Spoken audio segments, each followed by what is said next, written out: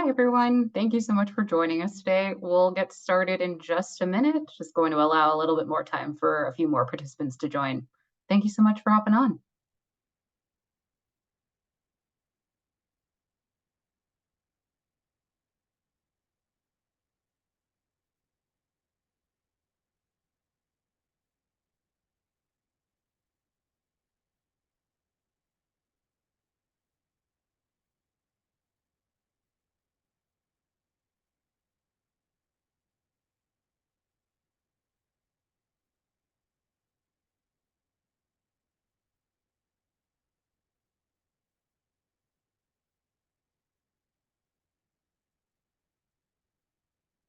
All right, well, we're right at the top of the hour, so in the interest of time, I'll go ahead and get us started. Welcome to everyone who's joining us today. We really appreciate you signing up and participating in today's webinar. My name is Jamila Blake, she, her. I'm a project manager at the American Association for the Advancement of Science, or AAAS for short, and I serve as the Community Engagement Manager for the S-STEM Resource and Evaluation Center, or S-STEM REC. Through this initiative, AAAS is happy to host this webinar in coordination with Emmett Associates. So we are going to get started today with a quick overview of the S-STEM REC. Then I'll hand things over to Kavita to lead us through today's content. There'll be plenty of time at the end for questions, so please use the Q&A feature to queue up your questions. You can add them in at any time. You can also upvote other questions to make sure that we prioritize those and we get through them during our Q&A later on. So as some of you may be familiar, AAAS launched the S-STEM REC last year with funding via an NSF grant to work in partnership with NSF to manage the first of its kind effort. While the REC is managed by AAAS in coordination with National Science Foundation, we could not reach our goals without the significant contributions of our team, which includes Emmett Associates, who lead the grantee and potential grantee evaluation capacity building efforts, AIR, which leads the assessment of the impact of the S-STEM portfolio, QEM, which informs our efforts to support and learn from a broad array of types of institutions, and CIRSE at the University of Washington, which is evaluating the REC. The S-STEM REC's primary goals are to support capacity building of S-STEM grantees, to build the capacity of scholars, as well as to increase the effectiveness of the S-STEM portfolio. This slide illustrates the range of activities that are managed by the S-STEM REC. We'll achieve these goals by carrying out 5 essential actions. Specifically, the REC provides resources, knowledge, and connections to support S-STEM program leadership, professional development, and career building opportunities for S-STEM scholars, community building, and communication for coordination and awareness, and a synthesis of the evidence about the impact of S-STEM programs. We would love if you could visit our website to learn more and join our mailing list to stay up to date and informed. So before we get started, I just want to go over some quick housekeeping items. Please make sure your microphone is muted so we don't catch any background noise today, but really excited for all of you to be here. If you're comfortable doing so, please turn on your cameras to engage with us throughout today's discussion. As I mentioned before, the Q&A feature is enabled and should show up as an icon on the bottom of your screen. So please share your questions with us here rather than in the chat. You can start adding those questions as early as you would like. And don't forget, if you see a question that maybe aligns with something that you would also like to see answered, you can definitely upvote those to make sure that we see them. We also welcome you to introduce yourself in the chat. Feel free to rename yourself and make sure that you include your institution if you'd like. You can also update that to display your pronouns if you feel comfortable doing so. Closed captioning is enabled for this session, so if you don't already see them on the bottom of your screen, you can access those by clicking on the live transcript or CC button on the bottom of your screen. If you have any technical difficulties, which we hope you don't, you can contact Rachel Stivers, who is one of my AAAS colleagues, through the chat in Zoom, or you can also reach her by email at rstivers@AAAS.org. Today's event is being recorded and the slides are available on our website. We really appreciate your feedback of the webinar itself, how useful it is, and any suggestions you have to improve it. So there will be a short survey that appears when you leave the webinar today, but if you're not able to take it at this time, we will be sure to email you a link to that as well. Just a quick disclaimer before we dive into today's discussion. Please note that while we're promoting engagement with M&A as a REC partner, this does not indicate an endorsement as evaluators by the National Science Foundation. And now I'll turn things over to Kavita to discuss tips on developing your generation of knowledge and evaluation plans for the 2024 S-STEM grant proposal. Kavita. Thanks so much, Jamila. Hi, everyone. Good afternoon. Hello and welcome.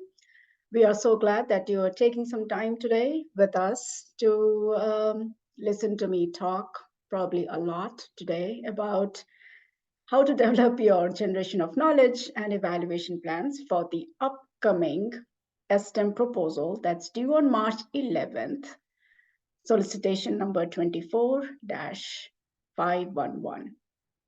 So I am here today with my colleagues, Nina Della Salas, Senior Associate, and Stephen Petritis, Associate at M&A. We are a research and evaluation firm. We are also the evaluation TA providers for the S-STEM REC, as Jamila mentioned, at the American Association for the Advancement of Science.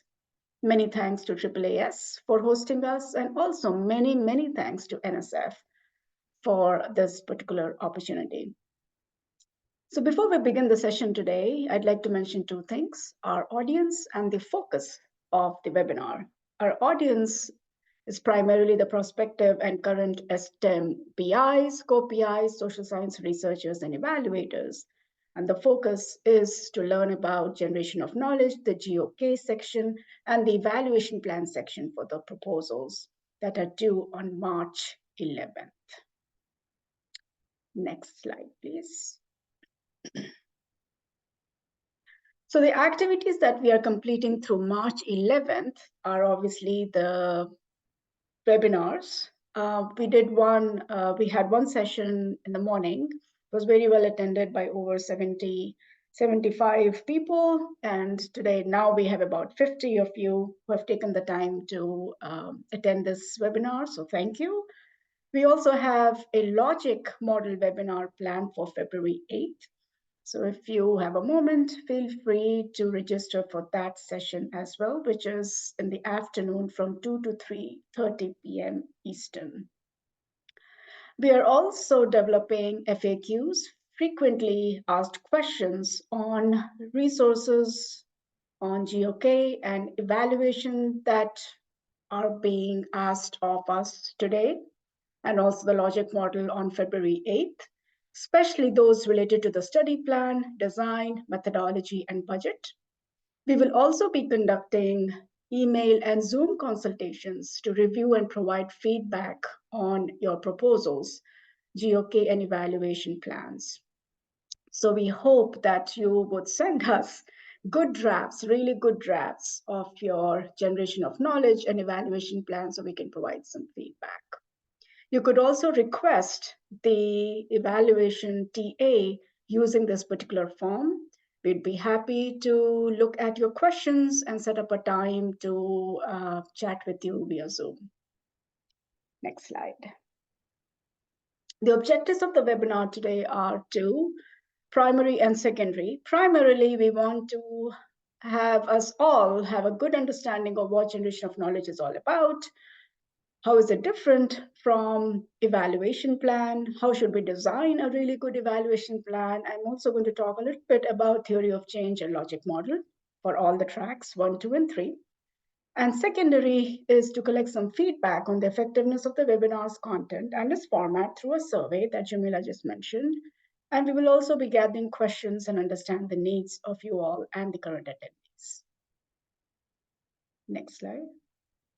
The agenda is here.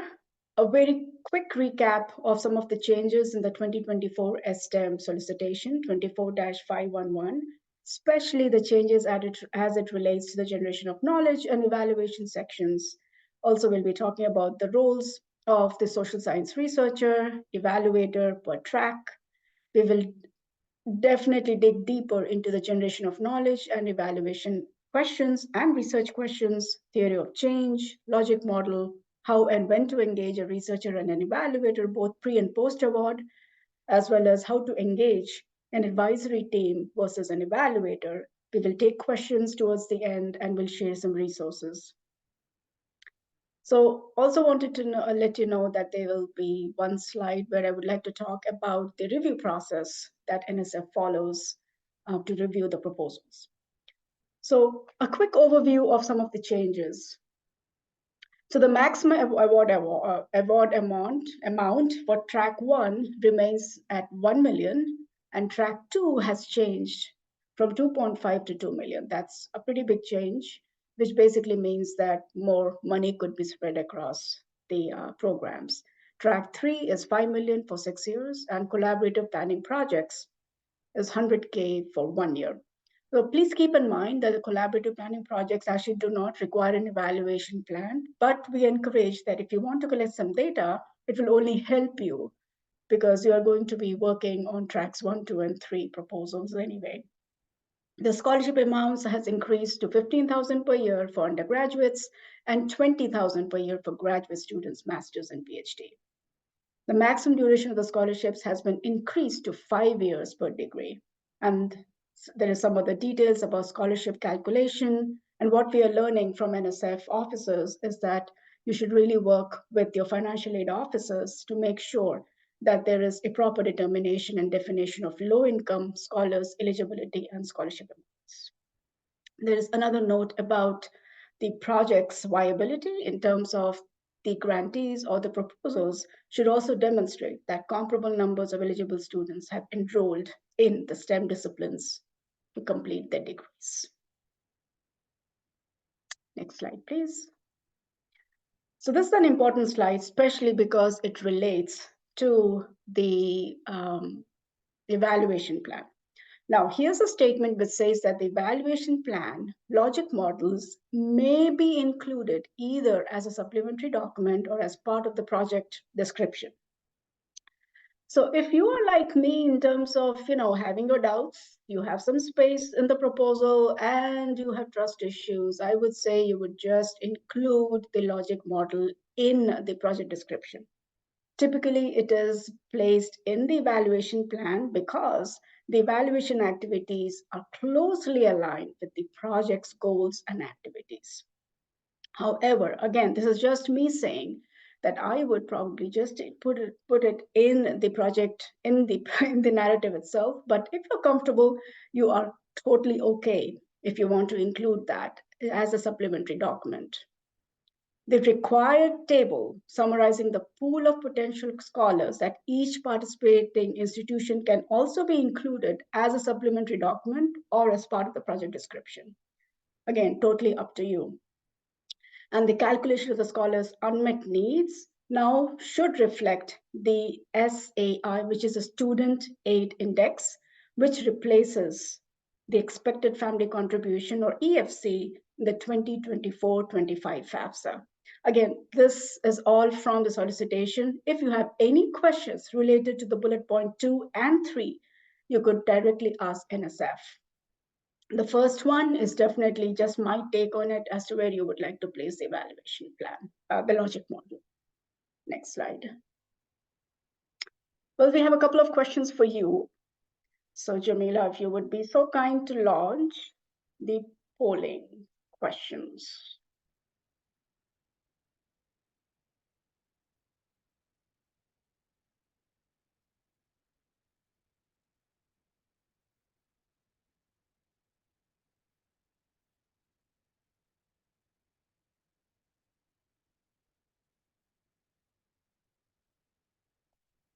I can see the questions, but yeah, there you go. Okay.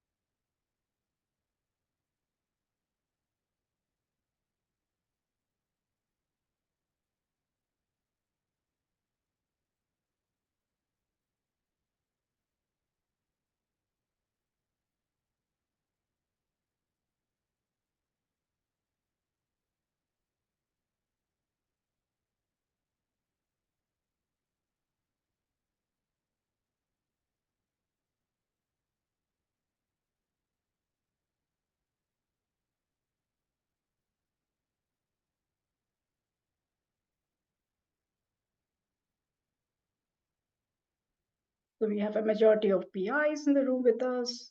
Thank you for joining. Track 2, 50%.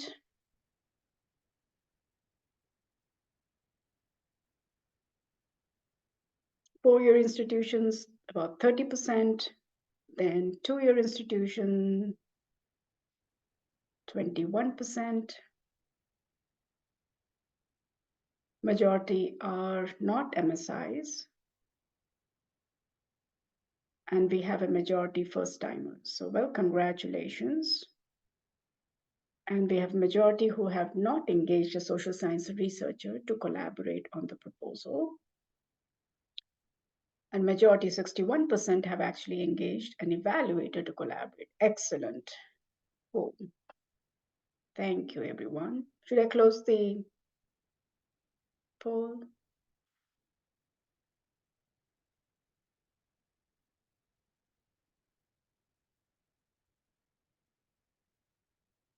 Thanks, everyone. Cool. All right, so let's dive in. Take a deep breath because the next couple of slides are going to be heavy, theoretical, and a little bit of philosophy. All right, so the S-STEM grants core premise is that it should contribute to the greater fields of STEM education and labor or workforce through efficacy or impact and effectiveness studies, which are outlined in the common guidelines for education research and development. So we highly recommend that both researchers and evaluators and even PIs peruse the document before writing the generation of knowledge, GoK, and the evaluation plans for all tracks. Also, midway through the current solicitation 24-511, there are two very large sections on generation of knowledge and evaluation. So you may want to pay careful attention to the type of study that you would be doing. It could be early, efficacy research, effectiveness, or scale-up study. Typically, in our experience, we have seen or we have completed more advanced research for track 3 grants, especially given the sample sizes, the time, effort, availability of funds, and feasibility of conducting more advanced research that have contributed to the mission of S-STEM grants. There is an emphasis that S-STEM projects should strive to increase the understanding about the contributions that the proposed student supports or the evidence-based practices, EBPs, can make to the program goals of STEM education, retention, graduation, when coupled with scholarships. There is also a requirement that all the proposals will include a robust dissemination plan to share the project's implementation mechanisms, scholar outcomes, and other findings with the communities at large that are similarly engaged in STEM, in providing resources for low-income STEM students. So in this context, as I just mentioned, the STEM projects really should aim to increase the understanding of the contributions of student supports, which means both curricular and co-curricular activities that are used to engage the students, the scholars, so that we see a change in their STEM persistence, retention, and graduation when coupled with STEM scholarships. How can we know what are the needs of our students? So if you attended any of the webinars by NSF last week, you would have heard that there was a mention of conducting a needs assessment. The NSF officers emphasized that in order to know what the students' needs are, what the scholars really need, you should be doing a needs assessment to understand three main aspects in terms of the opportunities, the awareness gaps, and the achievement gaps. Just 2 weeks ago, Nina actually came across a wonderful article on Forbes. I have a reference in the reference slide. It is by Markowitz, and The title is The Barriers to Success and Upward Mobility for First Generation Students and How to Fix the Problem. It talks about the opportunity gap. The obstacle to success pertains to how race, ethnicity, socioeconomic status, English proficiency, community wealth, and familial situations and any other additional factors really contribute to lower educational aspirations, achievements, and attainment for particular groups of students. Awareness gap is the gulf between what students should know to have a successful undergraduate journey and what they do know. So there is a gap. Achievement gap is any significant or persistent disparity in academic performance or educational attainment between different groups of students. So moving on, as I mentioned, all proposals must have a robust dissemination plan to share the research that was generated through the generation of knowledge, which includes the implementation processes, mechanisms, scholar outcomes, especially as it relates to what you have learned from your research, and any other findings that would have a broader impact to the community. Next slide, please. So how does this really look in terms of the three S-STEM tracks, track 1, 2, and 3? As I mentioned, the capacity building, or I think the planning grant does not require an evaluation or a generation of knowledge aspect, but we've seen instances where there is some data collection because that helps to build a proposal for the tracks. So let's get into the details about generation of knowledge, how each track is expected to contribute, and who does the work. So we all agree that what gets measured gets done and also gets managed. Track 1 and Track 2 projects are expected to contribute to the generation of knowledge by disseminating results from their external evaluation work and reports. So for Track 1 and Track 2, the project should plan to inform the understanding about the effectiveness of factors and activities that are associated with retention, student success, transfer, academic or career pathways, and degree attainment through disseminating their evaluation results.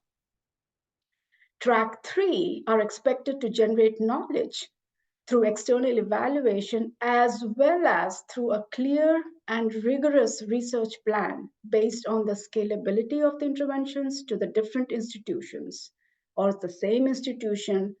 If you're in a consortia, then within the consortia. So again, track 1, track 2, track 3, all of them are generating knowledge. However, track 3, there is a track where you have to have a separate research component, which is separate from the evaluation component. Now, what do we mean by that?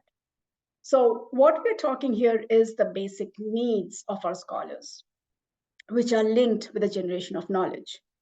The nature of the problem or the nature of the need is what your research is trying to investigate, understand, and measure, which could be related to any affective, means emotional, behavioral, cognitive, and or dispositional changes that you would want to see among your scholars throughout your grant period. So you are investigating how your program is advancing knowledge in retention and student success, maybe transfer from 2 to 4 college to 2 to 4 year colleges, and how the scholars are really clearing the academic and career pathways. How are they engaging in degree attainment? What's working for them? And how are you as the PI, co-PI, really assisting the low-income students in the STEM journeys? So in terms of who does the work, so keep in mind that incorporating local expertise in institutional, educational, or social science research could provide some guidance for tracks 1 and 2. For track 3, you need to have a separate social science researcher and a separate evaluator. So again, track 3 needs to have a separate social science researcher and a separate evaluator. Tracks 1 and 2 could have the evaluator also do the generation of knowledge. And in some cases, we have seen where the PIs are comfortable using, a social science researcher from a different department within the same institute. So the social science researcher can be led by co-PIs, senior staff, or even PIs who are faculty in the social sciences or educational research. The faculty involved in the research component cannot act as an external evaluator. This is a language straight from the solicitation. Next slide. Now let's talk a little bit about your research study and the plan. How do we do it?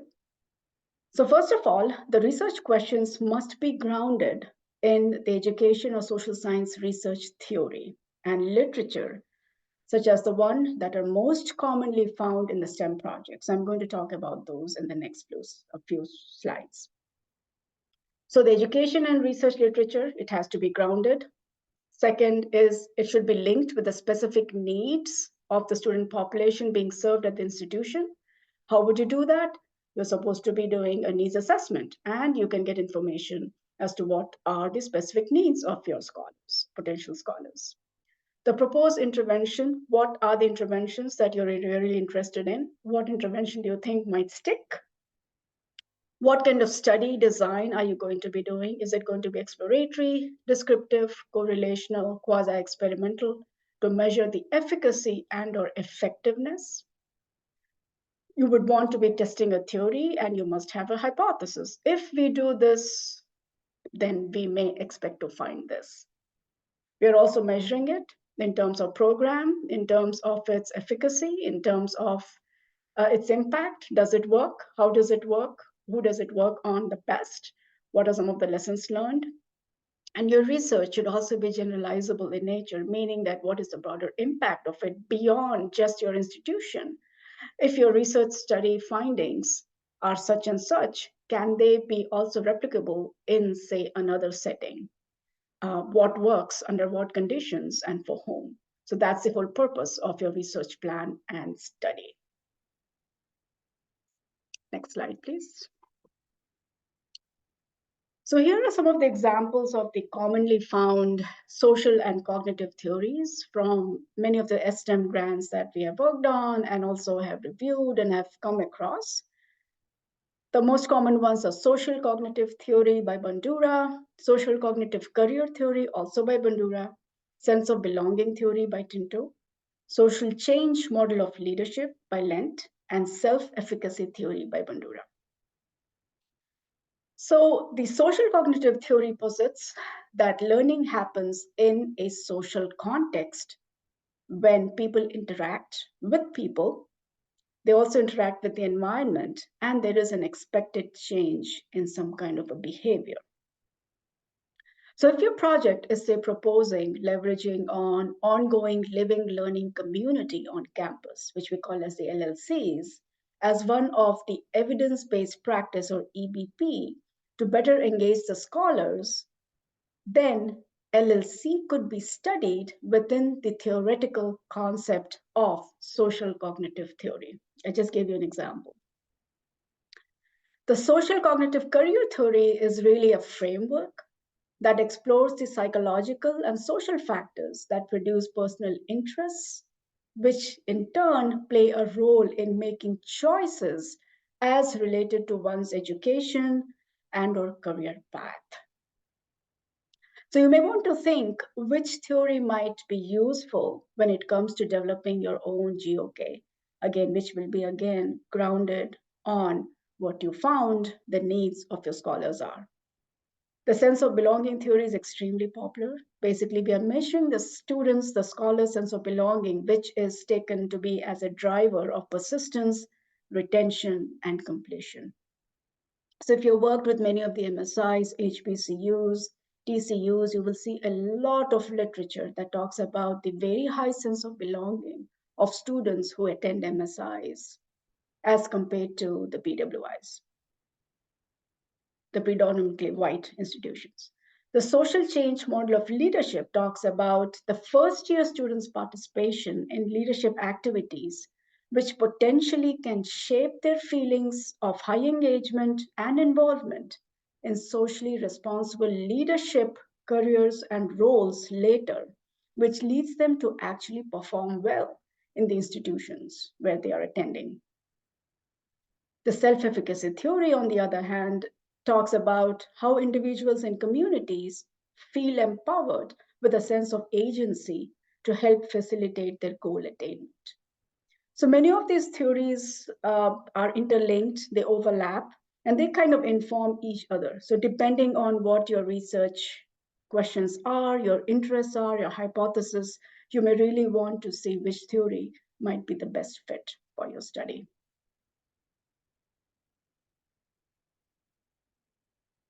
Next slide, please. So here are some of the examples of research questions.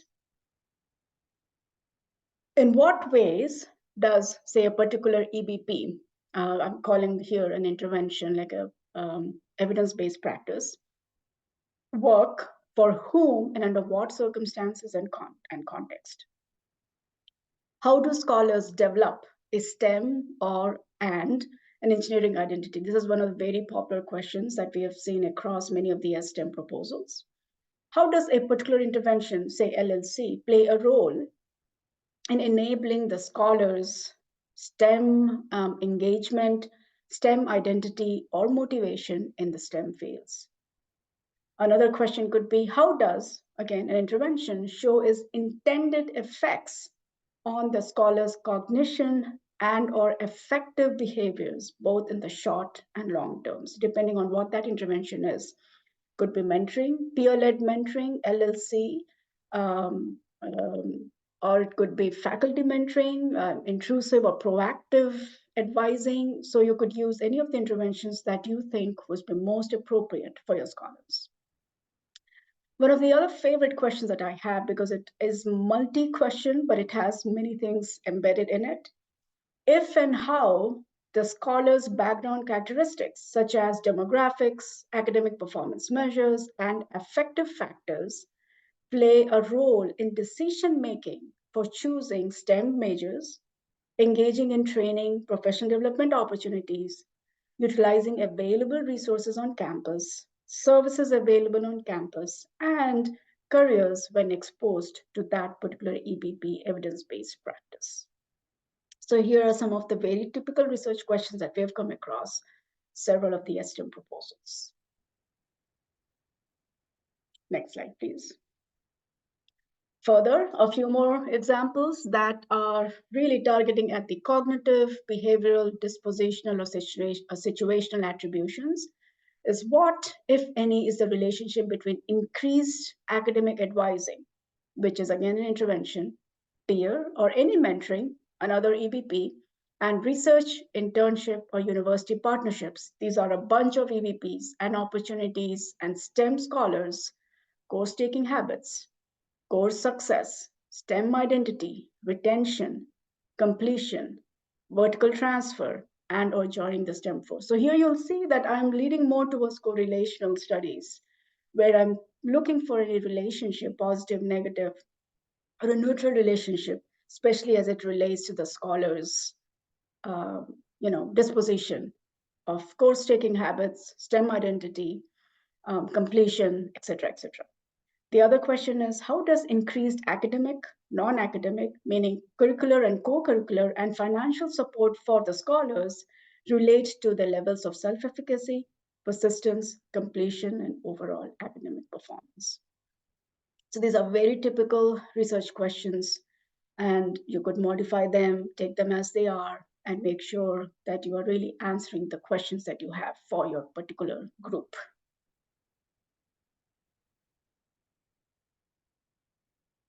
Okay. So the next couple of slides, let's talk about evaluation. So here you will see the shift, the biggest difference between your generation of knowledge, evaluation, and research, and evaluation is a unit of analysis. So keep in mind that one of the most often asked questions is, well, what is the fundamental difference between generation of knowledge / research and evaluation? So the answer is the unit of analysis. So generation of knowledge / research really aims at your scholars' disposition, cognitive, affective, behavioral changes, as I mentioned before. The evaluation for all tracks is really the unit of analysis is on the program. You're looking at the fidelity of implementation of your grant. You're looking at your S-STEM program from above. So the unit of analysis is different. At the same time, you have two main aspects in evaluation, the formative and summative. So I just mentioned each of the tracks 1, 2, and 3, should describe and have a rigorous, clear, and specific external evaluation plan that is clearly aligned with the stated goals of the project and is executed by an external evaluator. So we have two components, the formative and the summative. The formative evaluation generally takes place in the first 2 years, where you're planning, setting the stage, rolling the carpet, you're recruiting the scholars, you're conducting interviews, and you're looking at their transcripts, so on and so forth. So the evaluator is part and parcel of that process to make sure that all those things are done the way they are being planned. So the extent to which the evaluator is involved in the program is they're looking at the planning process, they're looking at the systems in place, they're looking at the way the recruitment took place and how many scholars are there, the outputs, and then they're also kind of refining their evaluation plan as they go. The summative aspect of the evaluation takes place more in the latter stages of the program, usually in the fourth, fifth, and sixth years, mainly because they're looking at the impact, the effectiveness of the overall program. Again, the program. At the same time, they're also collaborating with the researcher, the social science researcher, especially in track 3, because research should be informing evaluation, the evaluation should be informing research. So they work in tandem, but at the same time, they do not conflate each other. We want to make sure, because the population, the unit of analysis is different for the social science researcher and the evaluator. For track 1 and track 2, however, you can engage another social science person, but it's the expectation that the evaluation will really do the generation of knowledge aspect as well. So they are on the field, they're off the field, they're doing both generation of knowledge and evaluation for tracks 1 and 2. Another very important aspect of evaluation is the iterative process with the feedback loop, which means that the evaluator is collecting data in a much more periodic fashion. They are doing surveys, maybe interviews, focus groups, maybe a site visit, depending on their travel considerations, scope of work, and budget. And it is an iterative process because they should be able to provide feedback to the PI team, making sure that certain things are working, certain things are not working, and they need to be changed, and they cannot wait until the end of the year to produce any results. The PIs are also expected to make changes based on the evaluation findings that are timely, that are just in time, so that they know that certain aspects are not working and they must be changed, they must be altered. Next slide, please. So this particular, this is the evaluation plan. Okay, so I talked about where do we place the logic model. Now, this particular table matrix actually comes from our good friends at Western Michigan University, evaluate.org. I would encourage all of you to visit the website, because they not only have the data matrix, but they also have the logic model matrix in there. So the reason I have it here is because it is clear, it saves space, it saves energy, and it is very visually appealing. It's easy to work with. You can always have a paragraph or two, just a couple of sentences explaining the evaluation data matrix. But this one is so much easier to work with because it is very clear who's doing the work, when is it expected, what is the general interpretation, and what's the analysis plan. So I would say in the 15 pages, you would probably need half a page for the evaluation and maybe half a page for a generation of knowledge, because we don't have a lot of real estate when it comes to writing an NSF proposal, only 15 pages. So you can look at this example. There is a template available. Go to this website, and I'm pretty sure they actually have a Word template, and you could just download it and start working on it and just plug it back into the project narrative. Keep in mind, the evaluation plan has to be a part of the proposal. The logic model could be included as a supplementary document. So the evaluation plan has to be a part of the project narrative. Okay, next slide. A few examples of the evaluation questions. So we talked at length about some of the examples for research questions. Here are some of the examples of evaluation question, because the evaluation really is looking at the program. To what extent is the S-STEM program? You may have a name for the program that is meeting its stated goals and objectives. What are some of the good practices and lessons learned? With what quality and timeliness are research activities being planned and implemented, especially if there is a researcher involved, say in track 3?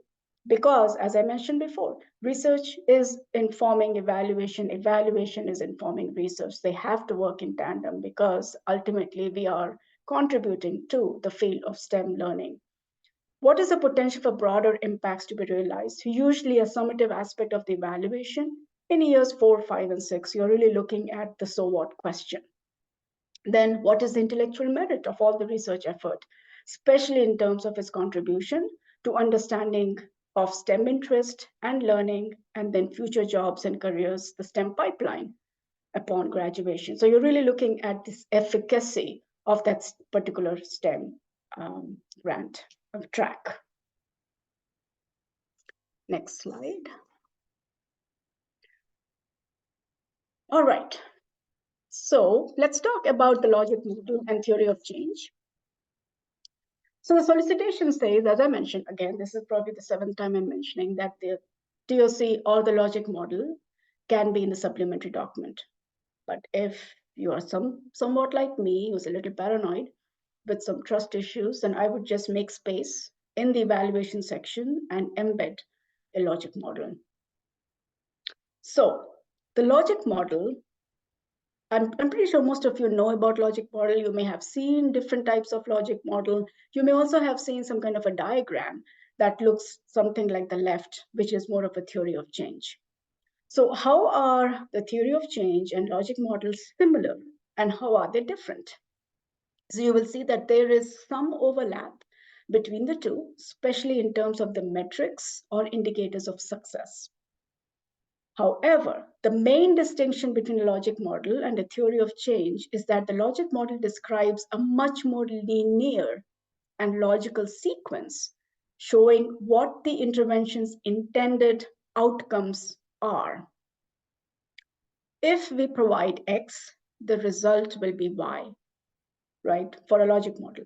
For a theory of change, it really includes the causal mechanisms, the influential factors to show why each intervention component is expected to result in the intended outcomes.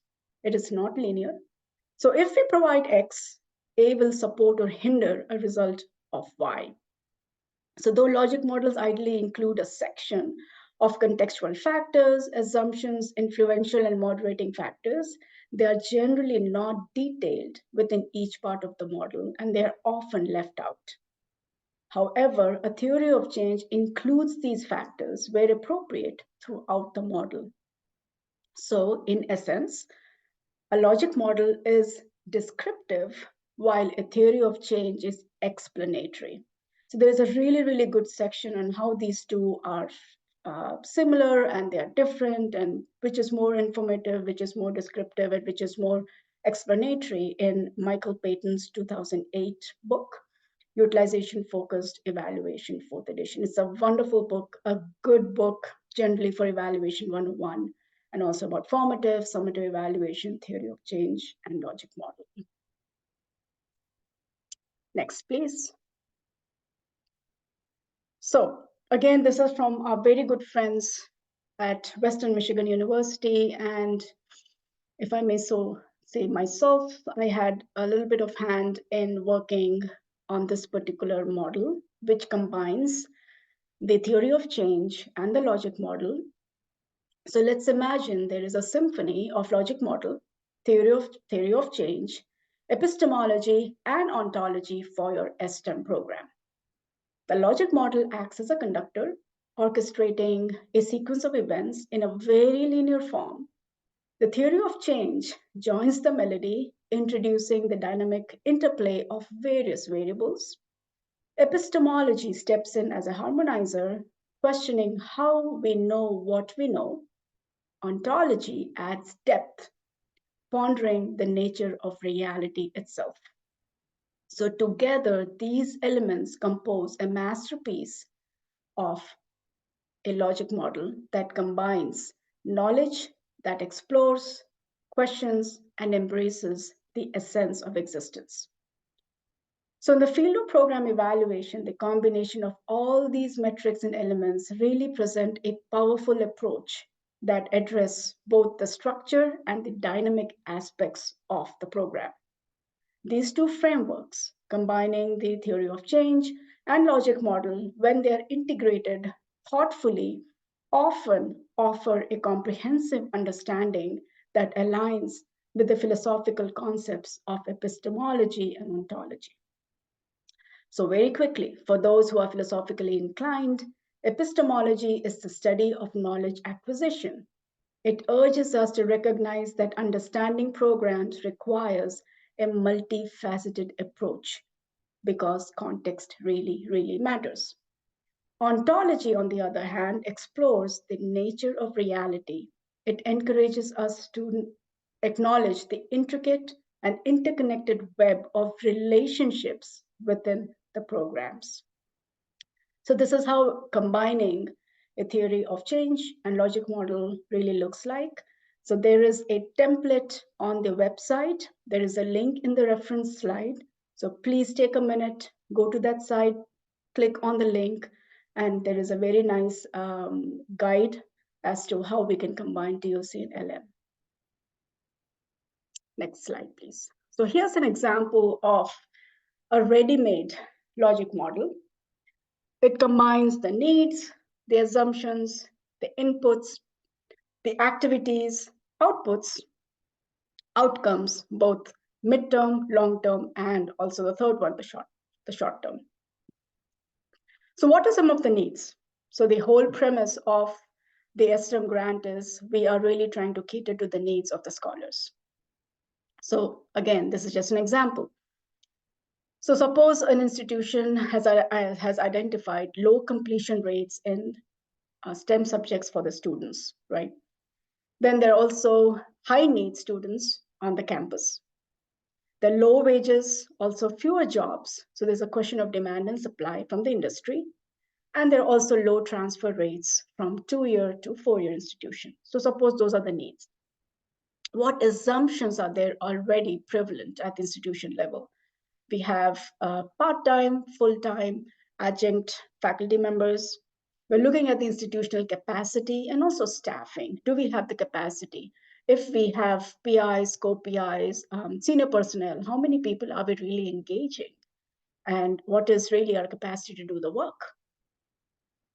Who is a typical student and what are their unique needs? This is one of the most important aspects.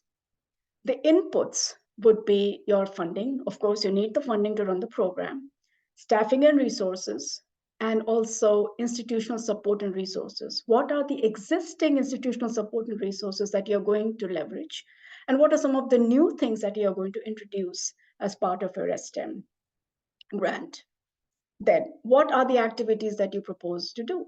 This could be summer bridge courses, very commonly seen in several proposals. First year experience seminars, again, very common.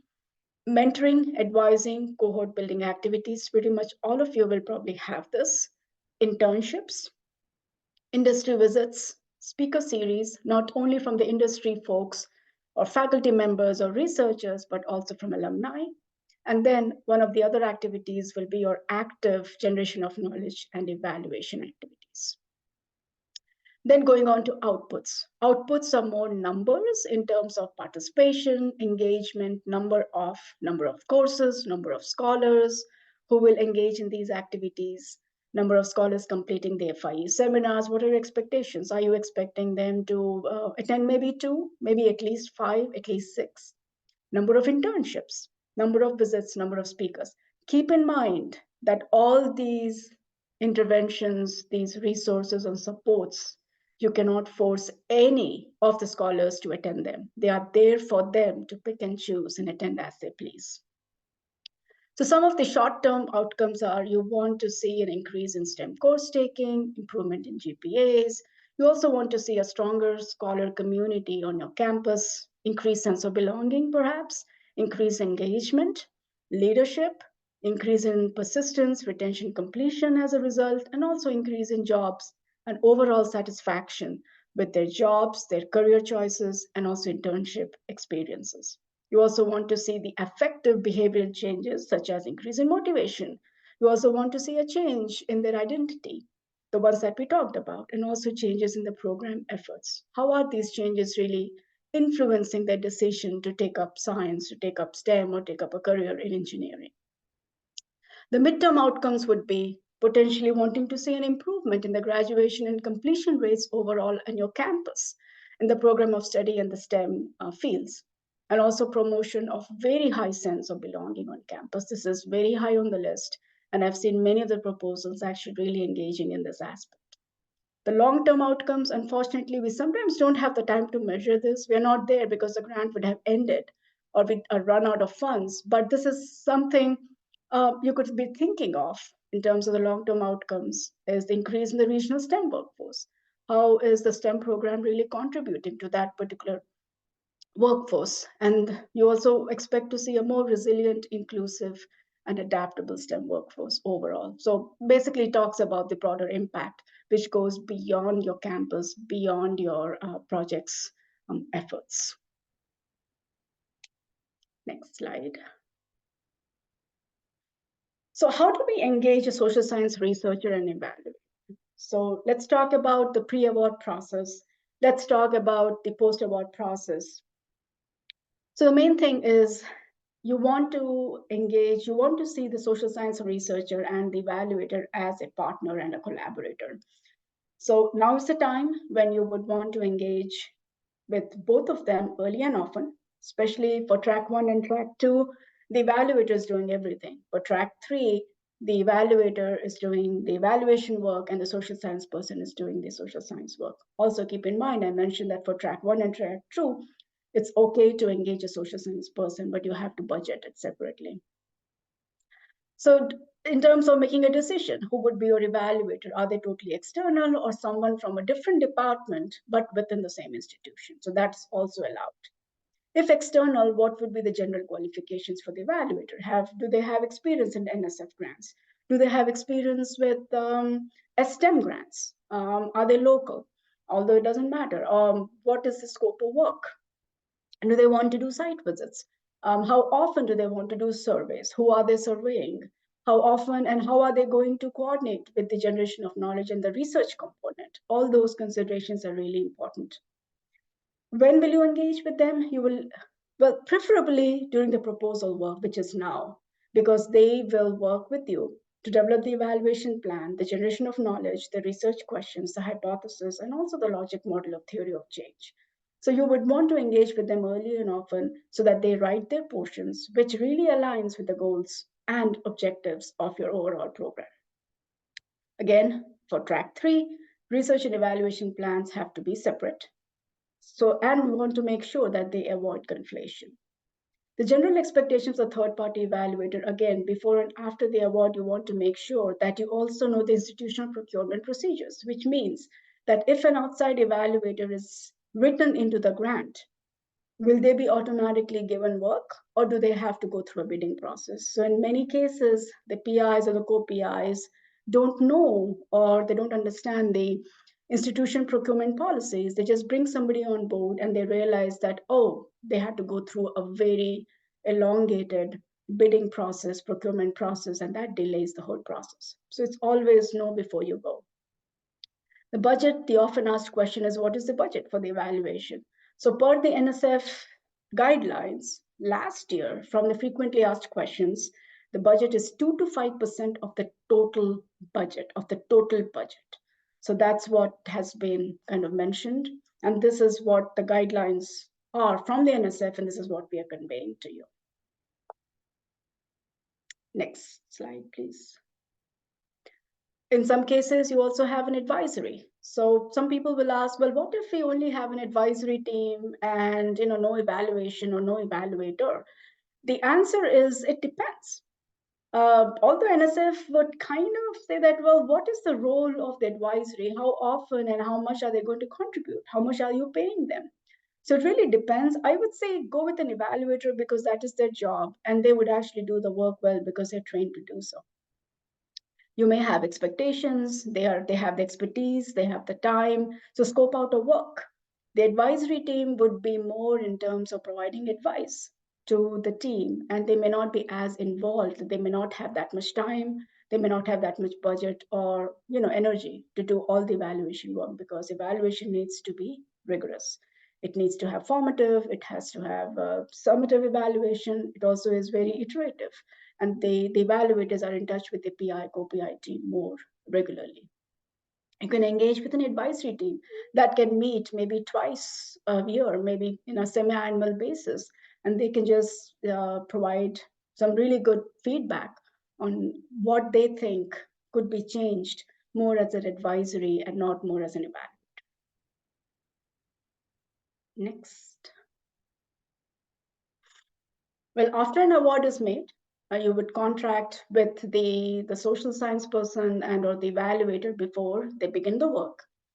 The evaluator will also go through the institutional review board process, which means that they have to fill out the forms, they have to make sure that the questions are all approved before the survey is conducted. There is usually a kickoff meeting, which means that you're talking about the evaluation plan, any changes to the questions, what are some of the expectations in terms of the deliverables, timelines, and others. The evaluators also attend team meetings periodically. If the evaluators are local and there is enough money in the budget, they could also do site visits, typically once in fall, once in spring, or just annually once in spring, whatever works for the whole team. There are usually fall and spring surveys for the participants and also stakeholders. They also attend advisory meetings when they tend to share their evaluation results. They also seek advice in terms of what can be done better to change revise the evaluation data methods. They also coordinate closely with the institutional research team, the IR team, to gain access to extant data, and they work with the researcher to make sure that there is no conflation and that none of them are really overburdening the participants with too many surveys or too many focus groups or interviews, especially in track 3. The evaluator also produces data summaries, short data summaries, immediately after collecting the data, so that that can provide formative assessment to the program to provide that feedback loop. And then typically an interim report for all the years and a summative final report in the final year of the grant. And sometimes evaluators are also deeply engaged in dissemination efforts in working with the PI, the co-PIs, and the researchers. Next slide. The last slide really talks about some of the review criteria. Probably most of you know, in terms of evaluating the NSF proposals, reviewers will be asked to consider what the proposers want to do, why they want to do it, how they plan to do it, and how they will know if they will succeed. So the two main aspects are the intellectual merit and the broader impact. The following elements should also be considered in reviewing both the criteria. What is the potential for the proposed activity to, one, advance knowledge and understanding within the fields or across the different fields? In our case, it would be STEM. What are the benefits of this to the society? Then the third is, to what extent do the proposed activities really suggest and explore creative, original, or potentially transformative concepts? Also, they will be looking at the plan, in the sense that is the plan that is being carried out well reasoned, well organized, and based on a sound rationale like the SMART goals? Does the plan incorporate a mechanism to assess success evaluation? How well qualified is the PI team, the individual team, or the organization to conduct the proposed activities? And are there adequate resources available to the PI to carry out all the activities as proposed in the proposal? So I'd mentioned about the NSF frequently asked questions. These are actually from last year. We are still compiling the frequently asked questions from this year's webinar, which should be actually out in a couple of days. So for question 25 and 26, they actually talk about the generation of knowledge and evaluation. 26 actually talks about the budget. So the 2 to 5% rate actually comes from the FAQs from last year. So check this out, and they are really good FAQs. Most of your questions probably will be answered if you take a minute to go through the list. All right, so we are done, and let's take some questions. Okay, so to start us off, probably we have a couple of questions, and I think one is to kind of reemphasize some of the points you made earlier, Kavita, regarding the general generation of knowledge. So these two are related, and it looks like someone is looking at perhaps applying for a Track 2 grant. So here's a two-parter. Early in this chat, the common guidelines were cited for generation of knowledge. For Track 2, do you expect the application to cite their research type, level, etc.? Knowledge generation in the solicitation seems to emphasize more dissemination given the, quote, low power of the project. So here's my take on this. So this is more kind of informal. What my take for especially Track 2 and Track 3 is the expectation really is for a much more advanced research study. You may be thinking, well, I have a sample size of only 10 or 15, which might be probably the case for Track 1. But as you move towards Track 2, Track 3, you will see that the sample size generally is higher. And also keep in mind that you don't have to jump into doing research right away. You could take on the research work in years 4, 5, and 6, where you see that the program is maturing. It is reaching a level where you can expect to see some outcomes, some learning outcomes from the scholars. That's where you actually have that design. So what my take is that look for much more advanced methods and designs. You could do a quasi-experimental design with a comparison group, not a control. I'm using my words very carefully. Comparison group, a matched comparison group, which you could do by either looking at extant data, historical data of a comparison matched group, related or very similar to your scholars group, or a current group from the campus with similar students who are not receiving the scholarships, but they may have similar characteristics. So there are different ways of doing it, but long answer short is that look for much more advanced studies.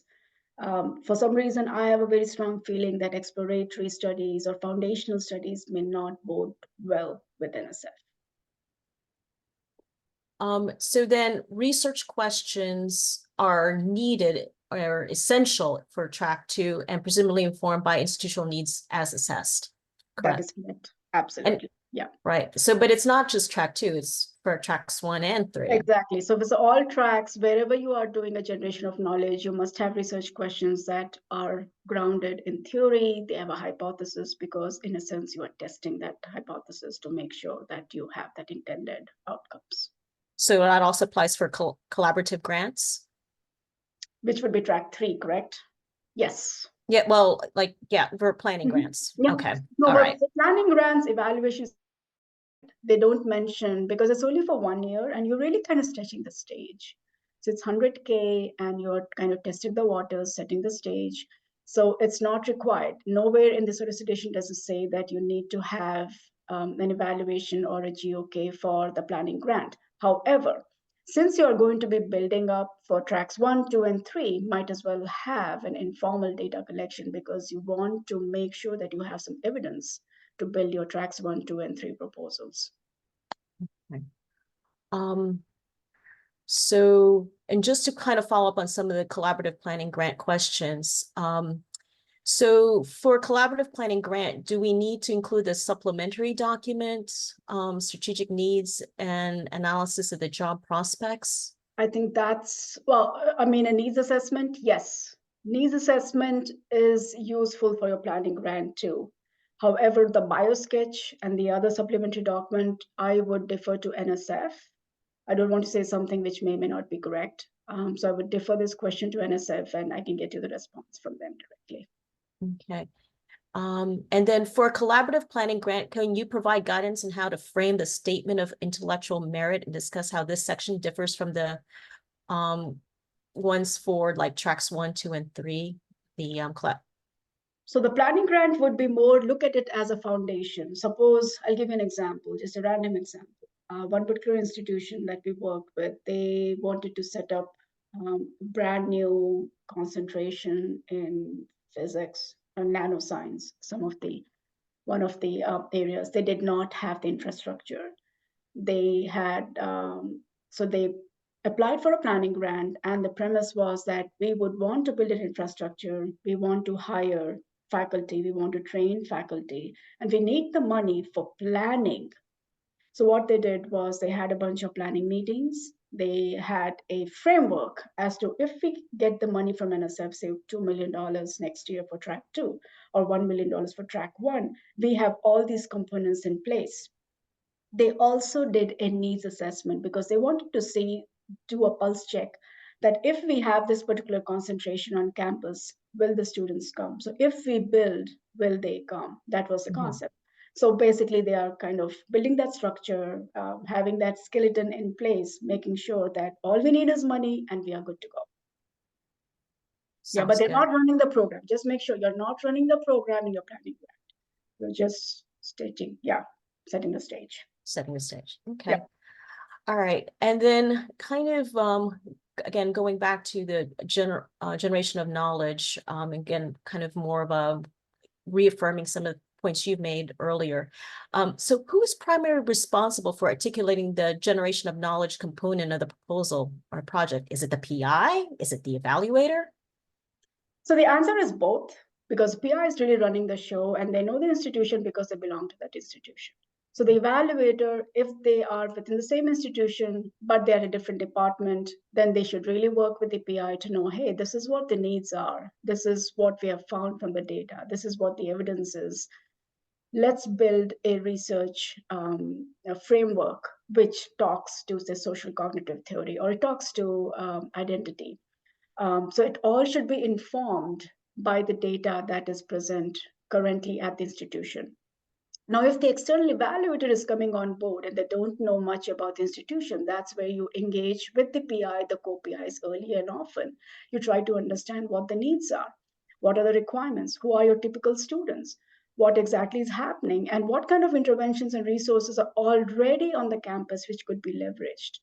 And what are the additional things that could be added through the S-STEM which will benefit the scholars. So the main idea here is that work with the PI, the co-PIs, and whoever is going to run the show.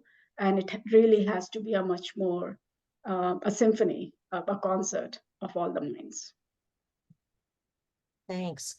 So it looks like we've got some questions here that I guess look for examples and maybe additional guidance.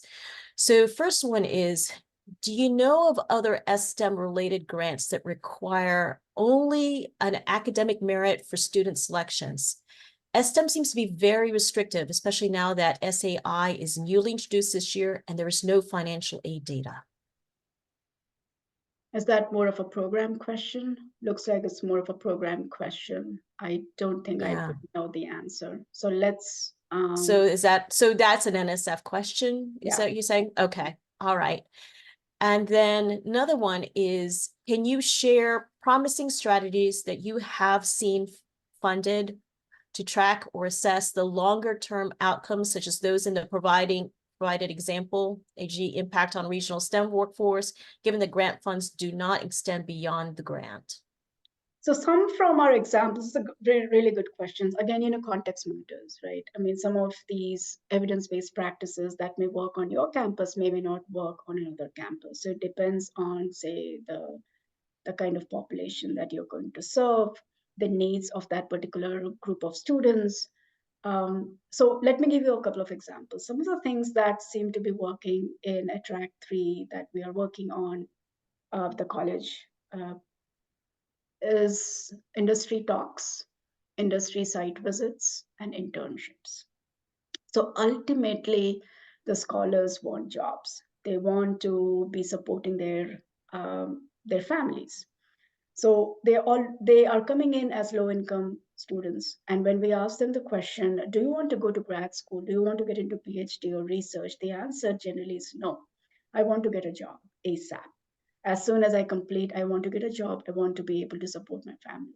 So when the industries, they come to the schools, the colleges, and they talk about the prospective jobs, they also talk about the skills that they're looking for. They're looking for the hard skills, the soft skills.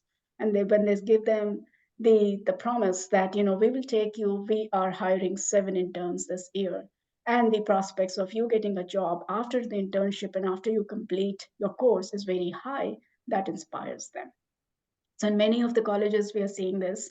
Some of the other aspects that seem to be working is those, the soft skills, the communication skills, making those connections. Those are also very critical as they build their own portfolio. It's important that they also have a sense of belonging and agency on campus. They may not have a short-term outcome, but in the long run, we have seen that these things really benefit.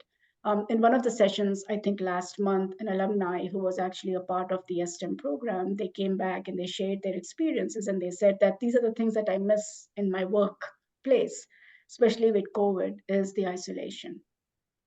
Because we don't see each other, we work remotely, but the things that I miss from the campus is that sense of belonging. I was part of this group and that group, this fraternity group, and I had faculty advising me constantly. They were really literally on my back asking me, why am I not doing well? Why are my grades slipping? So those faculty mentoring is very, very highly rated. And it is really works. It really, really works for students who are going through so many other issues apart from just the academic problems or non-academic problems. So we've got another question regarding needs assessment. Do I understand correctly that the needs assessment is supposed to be done prior to grant submission and that the proposal is supposed to address that already completed work? Or Generally, is yes. it that, or is it needs Generally, yes, to because it add is in the process? informing. Yeah, it is. Sorry. So it is informing your work, it is informing your research, it is informing your general proposed activities. So if you don't know who you are serving, how would you know that you have served them well?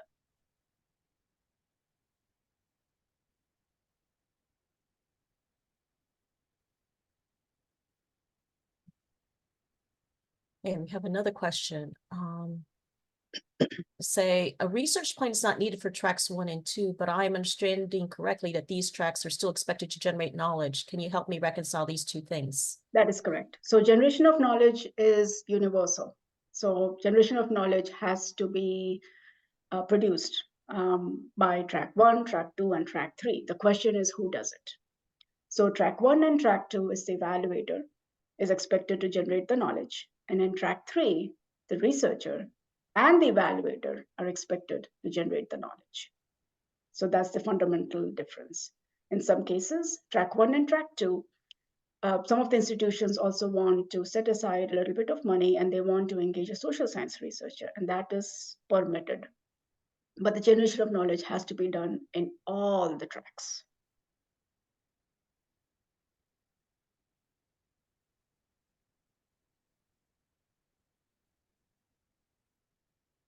Good questions. No, one question I think that might be relevant to that, and we answered in the morning one, was the relationship between generation of knowledge and intellectual merit and broader impacts. Can you go over those again? Absolutely. Yeah, so that was a great question, and thanks for reminding me.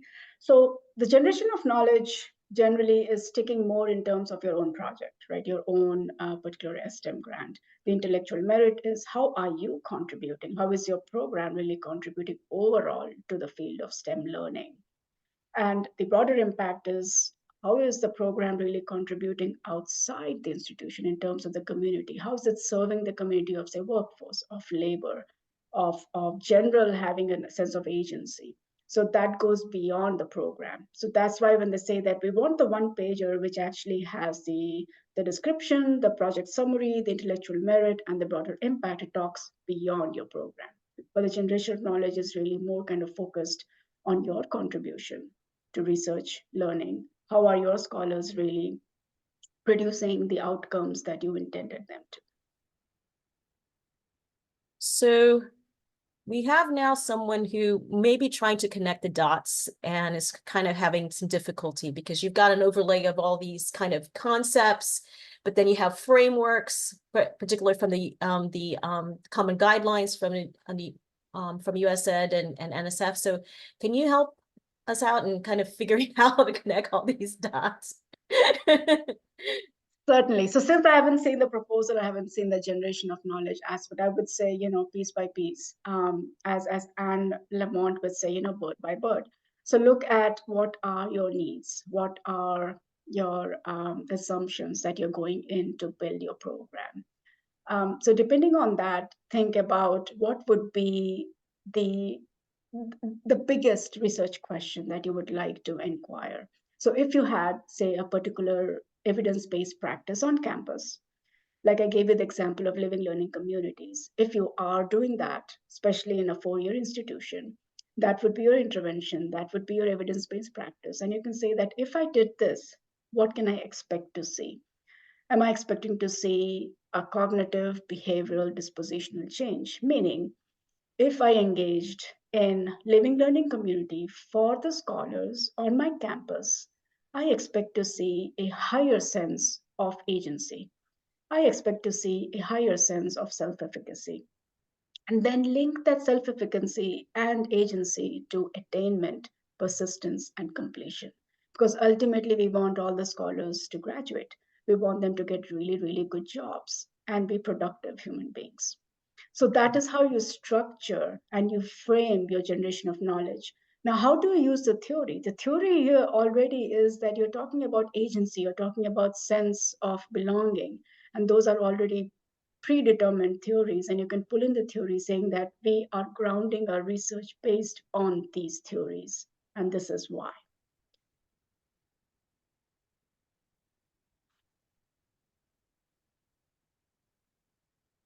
Thanks.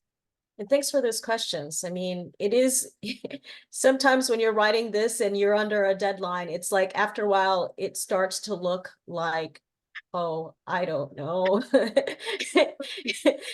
sausage being made. So, any other questions?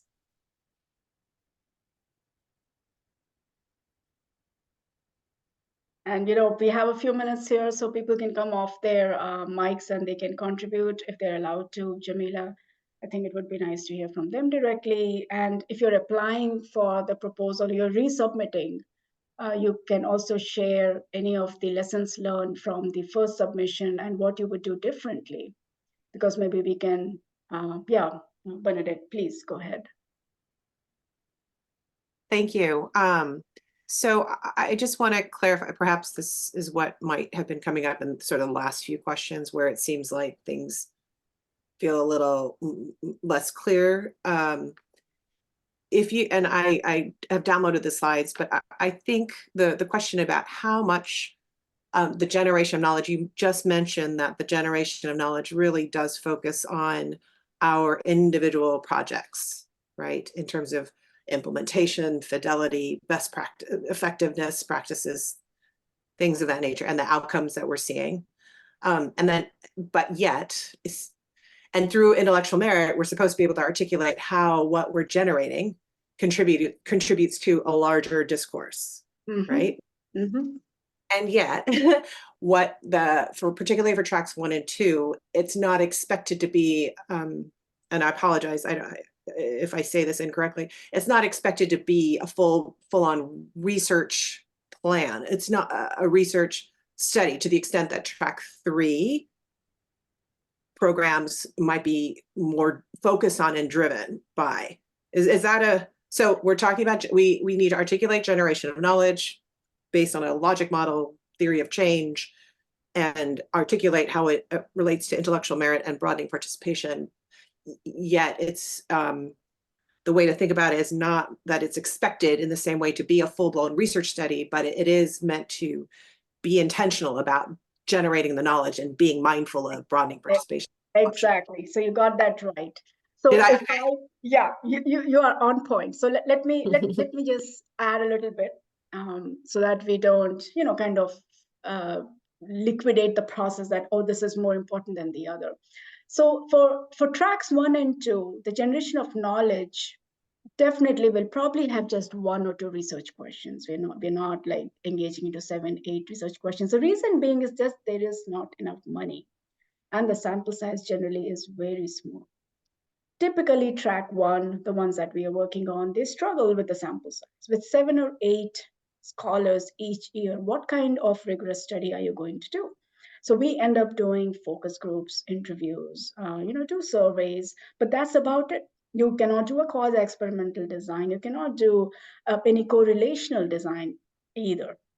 With track 3, we do have a sample size which generally becomes larger, bigger and bigger, snowball effect, because you're getting in more students, you have $5 million to play with, right? So in years 3, 4, and 5, we have seen that generally the sample size grows bigger, and we have much more leeway, which we have much more space and much more ways of conducting a much more sophisticated design. So you would have probably more research questions. You would have hypotheses. You would have much more methods to actually explore. And that is the truth. So excellent question. Thank you. Yeah. Catherine. Thank you. Good afternoon. Really appreciate the session. I have what may seem like a really silly question, so forgive me if this has already been answered. So you indicated that for a planning grant, a needs assessment is useful, essential for the tracks, useful for the planning grant. And I guess I'm just wondering, right? Shouldn't conducting a needs assessment in some sense be part of the activities of the planning grant? You seem to be suggesting that it would be helpful to have that at the time of submitting the proposal. No, was I misunderstanding that? No, it could be absolutely both. It could be both. In some cases, the ones that we were engaged in, they had some kind of a needs assessment because they wanted to get the 100K, and they said, well, this is the need, that's why we want a planning grant. And in some cases, we want to collect some preliminary data, right? And we want to build that kind of nest so that we are ready to fly when the money comes in for track 1, 2, and 3. So it really kind of depends. And I really like the planning grants because in some cases, that is what you should be really going after, because you don't know what you don't know. And you really fall flat on your face when you don't get the $1 million, mainly because there was a fundamental flaw in how you actually were designing your program. So if you don't have a designing program, you can say that this is why we want the money to design a program that's not in existence right now. And for that, we are conducting a needs assessment, which could be a part of it. Or we have conducted a needs assessment, this is what we have come up with. And that's why we need some money so that we can maybe we can build a curriculum and see how it goes, right? And maybe we can restructure the organization or the department in such a way so that when we actually go after the big grant, we have a nanoscience department ready to go. Or as you suggested earlier, it could be we've done a little bit of informal needs assessment, but right, which leads us to believe, right, we want to formalize that. That's what we want to use this for. Okay, thank you. Yeah, right.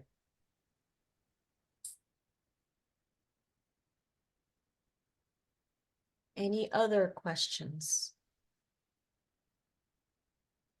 So sometimes we also get asked the question is the proposal declined purely on the basis of a badly written evaluation plan and or a generation of knowledge section?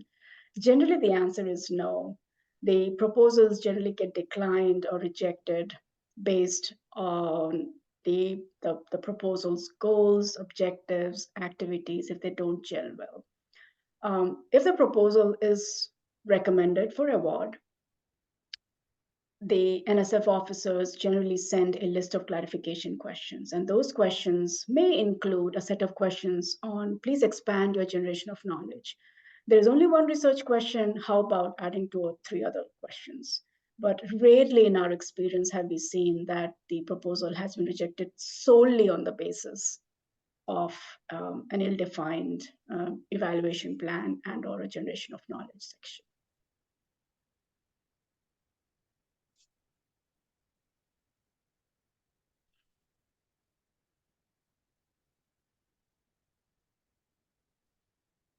Any last call?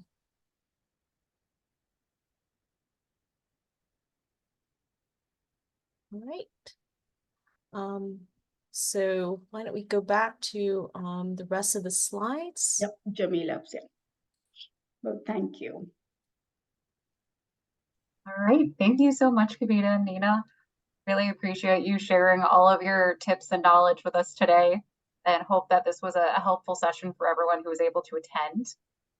Just going to show our reference slides here. As we've mentioned, these are available on the website. So anything that you saw today, there are lots of opportunities to get more information and make sure that you have everything you need to be able to prepare your proposals and move forward with this process. I really want to thank you all for attending. We really appreciate your time and all of the great questions that you were able to ask today. And thank you so much to M&A for taking the time to facilitate today's webinar. As we mentioned earlier, there is a survey that will pop up when the webinar closes today. If you have some time to take that, we would greatly appreciate it. If you don't have time today, we'll be following up with an email where you can access it on your own time. We also encourage you to visit the S-STEM Rec website. You'll find resources, including today's webinar slides, recordings, and all of the links that were posted in the chat. Please stay connected with us. We'd love to keep engaging with you. We have an email listserv as well as social media accounts that we can engage with you on those platforms. Thank you so much for your time today. We really look forward to engaging with you during future webinars and other activities. I hope you all have a wonderful rest of your day. And good luck with your proposals.